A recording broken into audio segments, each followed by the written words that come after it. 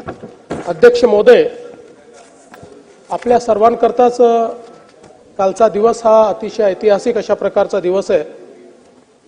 कारण ICC champions ट्रॉफीमध्ये पुन्हा एकदा भारताने आपलं वर्चस्व सिद्ध करत ही ट्रॉफी जिंकलेली आहे। ही आपल्या सर्वांकरता अतिशय अभिमानाची बाब आहे। तर म्हणजे या निमित्ताने कर्णधार रोहित शर्मा असतील किंवा संघाचे प्रशिक्षक गौतम गंभीर असतील यांचं आपण सगळे या ठिकाणी मनापासून अभिनंदन करूया। कॅप्टन रोहित शर्मा यांच्या नेतृत्वामध्ये या टीमने प्रचंड मेहनत केली आणि शेवटच्या सामन्यामध्ये जी कॅप्टन्स इनिंग रोहित शर्मा खेळले आणि ज्या प्रकारे त्यांनी आपली नेहमीची स्टाईल बदलून मध्ये वेगाने मध्येच संथ अशा प्रकारे पिचवर टिकून 76 धावा त्या ठिकाणी काढल्या आणि या 76 धावाच खऱ्या अर्थानं या सामन्याच्या निर्णायक धावा होत्या आणि म्हणून खरं तर त्यांचं मी मनापासून अभिनंदन करतो। हा विजय म्हणजे असंख्य भारतीय क्रिकेट प्रेमींना एक अविस्मरणीय अशा प्रकारची भेट आपल्या संघाने दिली आहे। या संपूर्ण टुर्नामेंटमध्ये भारतीय संघामध्ये जे एक सांघिक भावना आपल्याला पाहायला मिळाली, जे टीम स्पिरिट पाहायला मिळालं, ते देखील अतिशय वाखाणण्यासारखं असं आहे। आणि विशेष आनंद या करता आहे की चॅम्पियन्स ट्रॉफी सातत्याने आपल्याला हुलकावणी देत होती आणि मागच्या वेळेस एक शल्य देखील आपल्या मनामध्ये होतं, पण ते शल्य आपण या ठिकाणी काल पूर्ण करू शकलो आणि लागोपाठ 2 आयसीसी चॅम्पियनशिप, एक मागच्या वर्षी आणि एक या वर्षी, मागच्या वर्षी T20ची, या वर्षी 50 ओव्हर्सची, अशा दोन्ही जिंकणारा भारत हा एकमेव देश या ठिकाणी झालेला आहे। खरं म्हणजे या चॅम्पियन्स ट्रॉफीच्या सुरुवातीच्या काळामध्ये अनेक टीकाकार हे त्या ठिकाणी रोहित शर्मा, विराट कोहली यांच्याबद्दल बोलत होते, ते फॉर्म मध्ये आहेत नाही आहेत अशा प्रकारची चर्चा त्या ठिकाणी होत होती।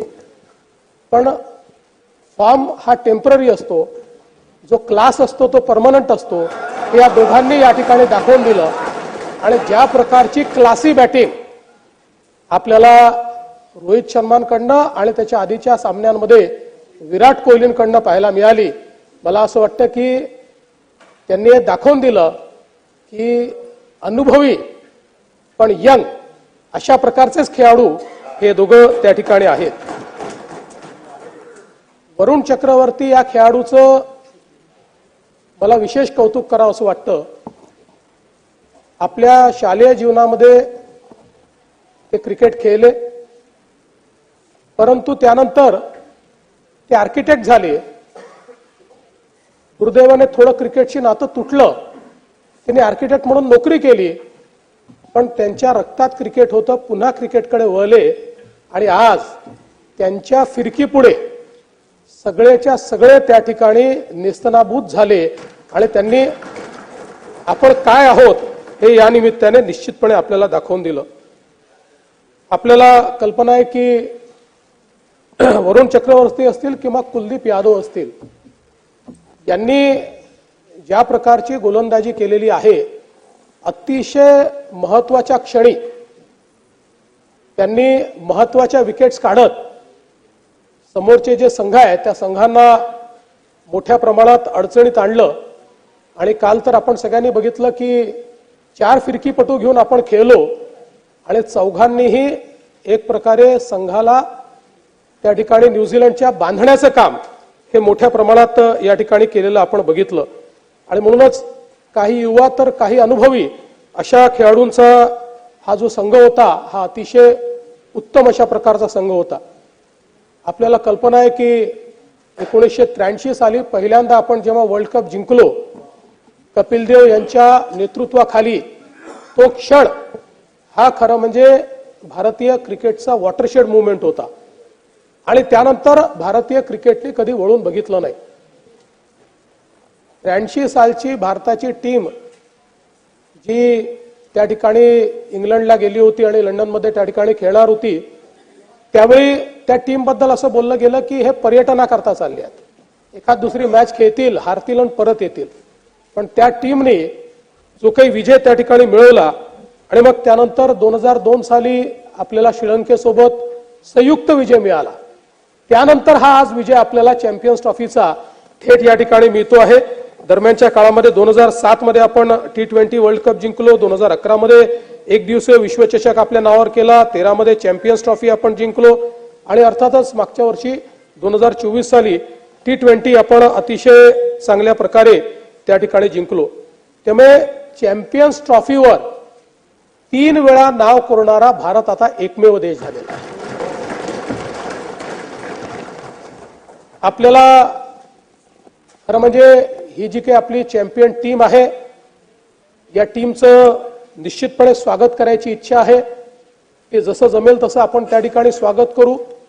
पण आज क्रिकेटच्या जगतामध्ये भारत हा एक प्रकारे संपूर्ण विश्वाचं नेतृत्व करतो आहे आणि भारतीय टीम इतकी अभेद्य टीम आहे की काल आपल्यापैकी अनेकांनी ऐकलं असेल की जे फॉरेनचे एक्सपर्ट कॉमेंटेटर्स होते ते देखील म्हणत होते की आता भारताची अवस्था अशी आहे की भारताने ए टीम बनवली आणि बी टीम बनवली तर कदाचित याच 2 टीम फायनलमध्ये येतील. अशा प्रकारे भारत आज क्रिकेटमध्ये या ठिकाणी खेळतो आहे. आणि म्हणूनच मी आज या सभागृहाच्या अनुमतीने एक ठराव या ठिकाणी अभिनंदनाचा मांडतो आहे. हा ठराव आपण या ठिकाणी पास करूया आणि माझी अध्यक्षांना विनंती असेल की हा ठराव एक प्रशस्तीपत्र रूपाने, त्यात काही सुधारणा असतील तर ते आपल्या अधिकाऱ्याचे सुधारणा करून आपण टीमच्या प्रत्येक प्लेयरला पाठवले पाहिजे की महाराष्ट्र विधानसभेने केलेला हा ठराव आहे आणि हा आपल्या अभिनंदनाचा अशा प्रकारचा ठराव या ठिकाणी आला पाहिजे. पाकिस्तान व दुबई येथे पार पडलेल्या ICC चॅम्पियन्स करंडक 2025 या स्पर्धेत भारतीय क्रिकेट संघाने अजिंक्यपद पटकावले आहे. त्याबद्दल भारतीय क्रिकेट संघाचे अभिनंदन करण्याचा प्रस्ताव मी या ठिकाणी मांडतो. पाकिस्तान व दुबई येथे पार पडलेल्या ICC चॅम्पियन्स करंडक क्रिकेट स्पर्धेत विश्वविजेता ठरल्याबद्दल भारतीय क्रिकेट संघाचे हे सभागृह अभिनंदन करीत आहे. 9व्या ICC चॅम्पियन्स करंडक स्पर्धेत कॅप्टन रोहित शर्मा यांच्या नेतृत्वाखाली भारतीय क्रिकेट संघाने दैदिप्यमान यश संपादन करून स्पर्धेचे अजिंक्यपद पटकावले आहे. हे आपणा सर्वांकरता अत्यंत अभिमानास्पद अशा प्रकारची बाब आहे. ICC चॅम्पियन्स करंडक क्रिकेट स्पर्धेतील भारताने मिळवलेले हे 3रे अजिंक्यपद असून असे करणारा भारत हा एकमेव देश आहे. ही देखील अतिशय आनंदाची गोष्ट आहे. तब्बल 12 वर्षाच्या प्रतीक्षेनंतर काल दिनांक 9 मार्च 2025 रोजी या करंडकाला गवसणी घालण्याची कामगिरी भारतीय संघाने केली. कोट्यावधी भारतीयांच्या मनातली इच्छा पूर्ण करून विजयाचे धुलीवंदन साजरे केले. संघाचे प्रशिक्षक गौतम गंभीर यांचे बरोबरच कर्णधार रोहित शर्मा, विराट कोहली, शुभमन गिल, श्रेयस अय्यर, अक्षर पटेल, KL राहुल, रवींद्र जडेजा, हार्दिक पंड्या, मोहम्मद शमी, कुलदीप यादव, वरुण चक्रवर्ती आदी भारतीय संघातील सर्वच खेळाडूंनी केलेल्या दिमागदार कामगिरीचे भरभरून कौतुक करावे असा हा अत्यंत सुखद आणि स्फूर्तिदायक क्षण आहे. या स्पर्धेत भारतीय संघाने एकही सामना न गमावता अजिंक्य राहण्याचा पराक्रम केला आहे. T20 विश्वचषक स्पर्धेचे विश्वविजेतेपद प्राप्त केल्यानंतर केवळ 8 महिन्यांच्या अंतराने सलग दुसरी आंतरराष्ट्रीय स्पर्धा जिंकण्याची किमया भारतीय क्रिकेट संघाने साधली आहे. देशाच्या क्रीडा क्षेत्रात नवे युग आल्याचे हे प्रतीक आहे. भारतीय संघातील सर्व क्रिकेटपटूंचे तसेच प्रशिक्षक, मार्गदर्शक, खेळाडूंचे कुटुंबीय, पाठीराखे व चाहते या सर्वांचे मी या सभागृहाच्या वतीने अभिनंदन करतो. त्यांनी भविष्यातही अशीच उज्ज्वल कामगिरी करावी अशी शुभेच्छा व्यक्त करतो. धन्यवाद.